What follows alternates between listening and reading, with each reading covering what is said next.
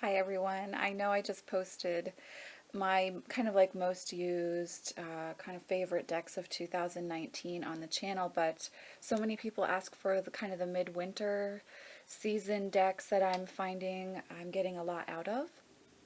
Every year, like it seems to be a video that a lot of people want to see, and I did not get to post that before the holidays. So I figured today I would kind of go over decks that I'm feeling connected with and that I intend to work with for the rest of the winter here in New England, so January, February, March into the beginning of April.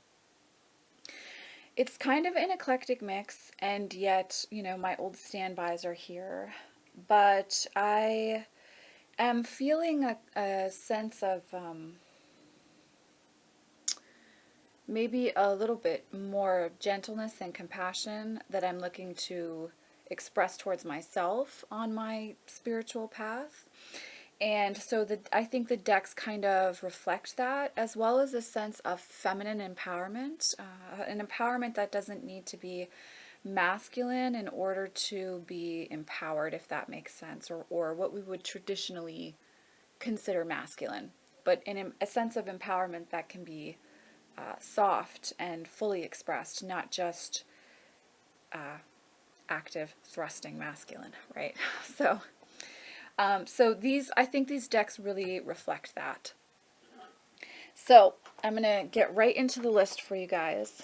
Oh, I should also say, like, musically, in case, because I know for some of you who are also music lovers, musically, I've been listening to a lot of Susie and the Banshees and Bauhaus. It's kind of like my goth time of year anyhow. But Susie and the Banshees has been really prominent for me. And, again, with that comes a sense of feminine empowerment there and a questioning, which I always find very sexy. But Bauhaus and Joy Division I've been listening to a great deal as well. And also Anna Calvi, I don't know if some of you probably listen to her as well. And I think this goes along beautifully with this. Also this idea of like, you can hold a form but be many different expressions within that, and allowing yourself that freedom of play. And Anna Calvi's new album, Hunter, I think really explores that and expresses that beautifully. So I've been listening to that a lot as well and feeling just really inspired by that. So that being said, I'm going to start with Goddesses and Sirens and Gods and Titans. Kind of, the opposites of that, and then the spectrum within them, right? I use these fairly often for clients in readings when I'm looking for clarity or I want to present or provide deity that's, working with, sorry guys, I just realized I have something on there, that's working with the querent or the client, whoever is sitting before me. But it's a practice that in 2019 I did not explore as much for myself. And sometimes we need space away from practices that have been really fulfilling at various points in our life, but we still need to take a little bit of a break from them. And I think I needed in 2019 to not explore that in the same way that I had through these two decks for myself. So right now, as I start 2020 and as I'm moving through the winter months, I feel ready to draw daily from the two decks again and see what deity is walking with me more in like kind of spurts of energy instead of long term. So both of these have been helpful for them. I know, I'm like forgetting to show you guys pictures. So both of these decks are really helpful for that. And if you're new to working with deity, they're a wonderful place to start. And if you want to do like I do, which is a daily draw, and just kind of connecting in with deity as you move about your day, just like you would draw a tarot card, asking like what energy is kind of walking with you through any given day. These decks are really great for that, and they give you kind of a plethora of pantheons. Not everyone is represented here, unfortunately, but we can't fit them all in one deck, or two decks rather. But you know, you've got a lot of representation here from different pantheons, so you can also kind of play around with what pantheons feel the yummiest for you, or if you've been on this path for a while and there's a new pantheon or new expression of the divine coming in. You know, what does that feel like? How do you experience that? So both of these decks are both by Stacey DeMarco with illustrations by Jimmy Manton, and so they are definitely on my list for decks that I'm working with bringing in personally on my path. These are all pretty much personal decks. You know, as far as my reading goes for clients right now, I work intuitively with what decks I use, but a great deal I've been using Morgan Greer and Tarot Vampires for clients recently, and the Haunted House Tarot of the Haunted House. So, you know, and those were already in my most used in 2019. So those I'm using a lot for that. These are mainly more for my personal path that I want to use for spiritual connection, spiritual work.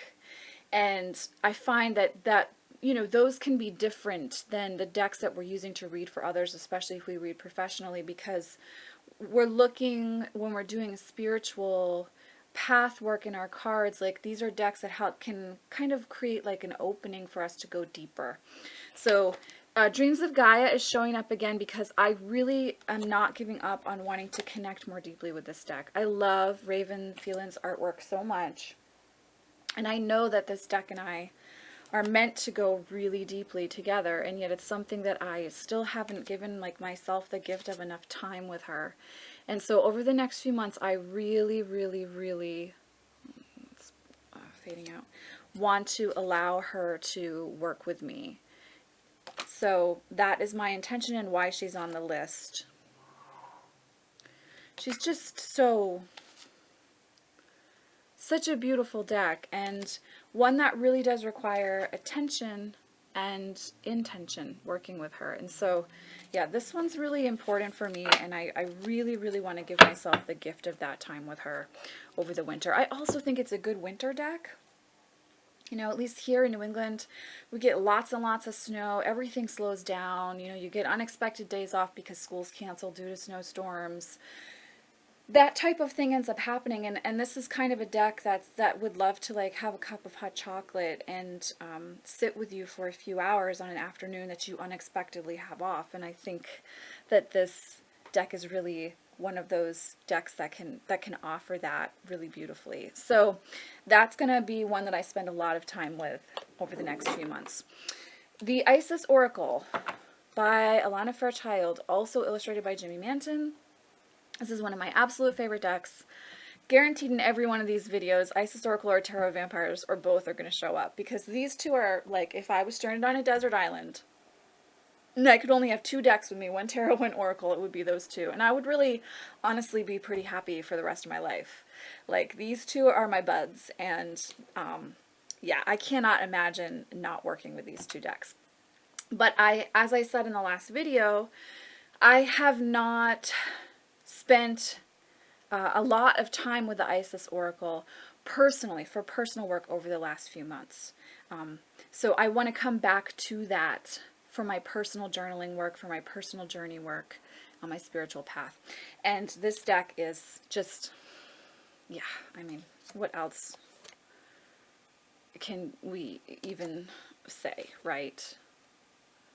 It's just so beautiful. So beautiful. And so this one, again, it's got such a great guidebook.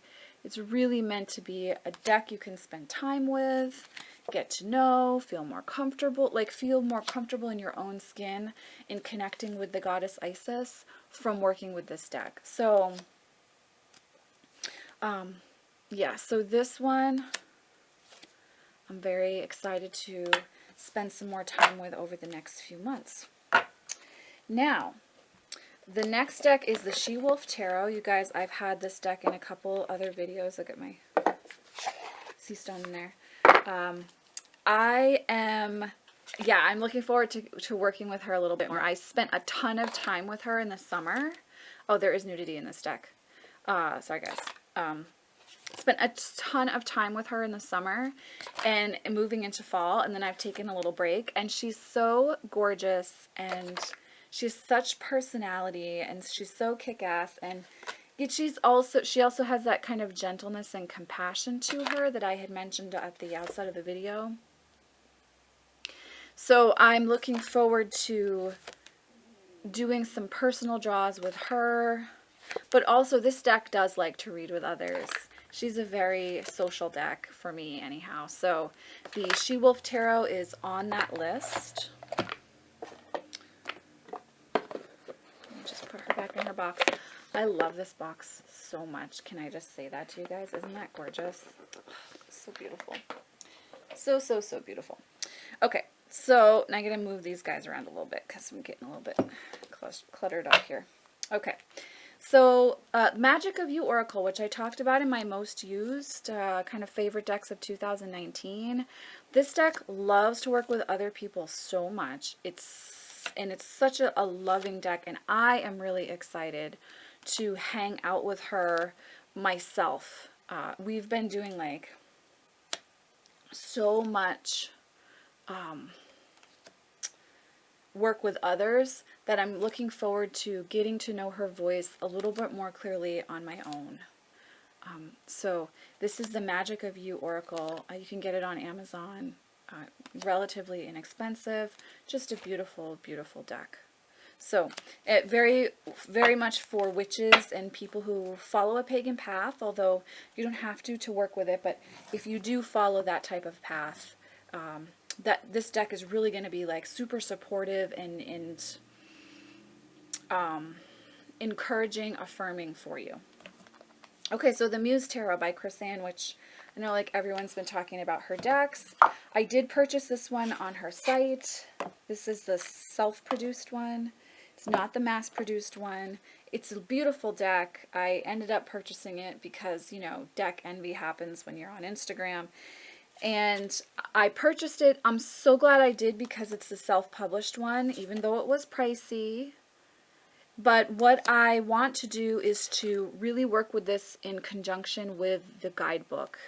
Really work with these cards in conjunction with the guidebook, getting to know the kind of the personality of this one, because this one's kind of been just sitting on my shelf being really beautiful, and I haven't really connected in with her yet, and so I'm looking forward to getting to know her voice on my personal journey over the rest of this winter.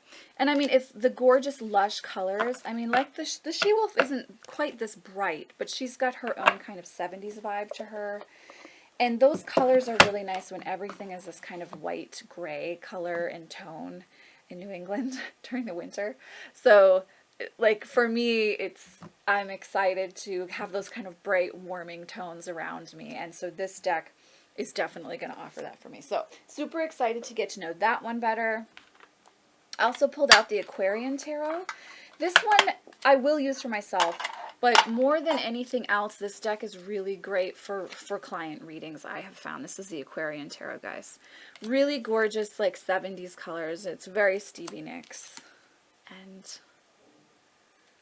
just lovely. She's just a lovely deck to work with. So she has been pulled out of vacation and is on the altar ready to do her job. And she is like the Morgan Greer for me. Like, this deck is a beast. She will just go. She will read people all day long. She will give very clear messages. And also, this is the travel size, so when I really have to travel, this one is really nice because she's compact too. Okay, last one. I didn't have too big of a list this time, guys. I did good. I don't know if people have really liked this deck, but again, when I'm feeling kind of, you know, like I need that sense of gentleness and compassion, I really find that the Love Your Inner Goddess Oracle by Alana Fairchild is very much a sacred feminine, affirming deck that's also gentle. And by that I don't mean fluffy, but I mean gentle. So I enjoy working with this one for daily draws, not for divination or clarification, more for Nice work, Racing. More for affirmation and encouragement. So this deck has been pulled out as well.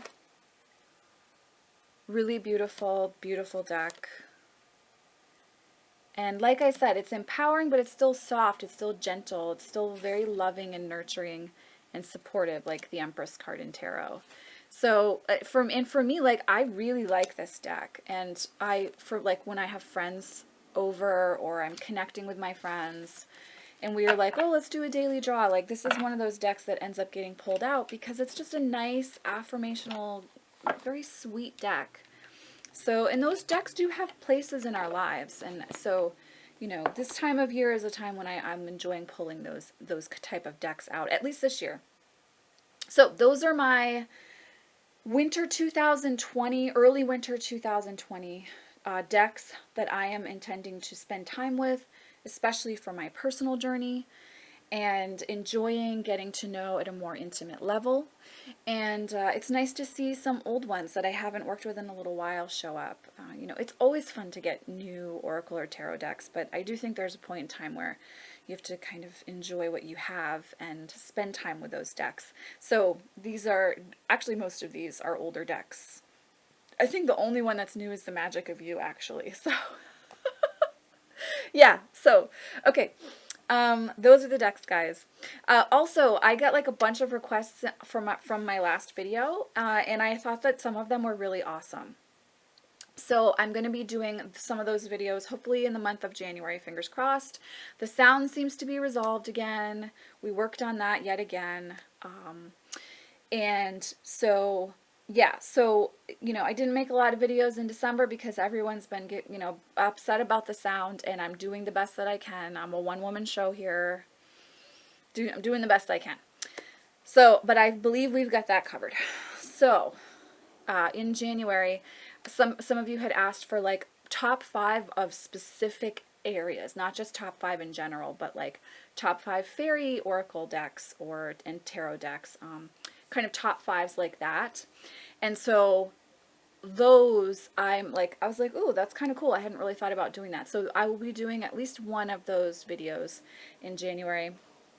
Someone had also asked for like a tattoo show and tell, and I have also had people ask for like a room tour because this is my space. So I'll probably do a video combining those two things, my tattoos and this space, because this space is very much mine, and it's very, as you can tell, music is very important to me, so it's very much musically based. So I will be doing that. I just have to figure out how I'm going to film that. And let me see, someone else had requested something else too that I thought was really good, but I can't remember it off the top of my head. But when you guys post requests for videos, I definitely do read that, even if I can't reply to each and every one of you. And so if you do have a request of me, please feel free to always leave that in the comments below, and I will check that out. And I do have a book with a list, and I try to go through, and when it feels appropriate and it's the right time, make those videos. So, you know, some requests are from like a couple years ago that end up getting addressed in a video, but I do keep track of them. They are important to me. I make the videos for you guys. So, yeah. So those things are very important, but I'm very much feeling excited to do those requested videos. Like I said, there was another really great request that I can't remember off the top of my head, but I will definitely be making some of those videos in the month of January, and I'm looking forward to doing that. Excuse me, guys. I knew that was coming. So, much love and many blessings, guys. I am wishing you all so much adventure and joy in 2020. And really just beautiful growth on your spiritual path. So, much love, many blessings, guys. See you in the next video.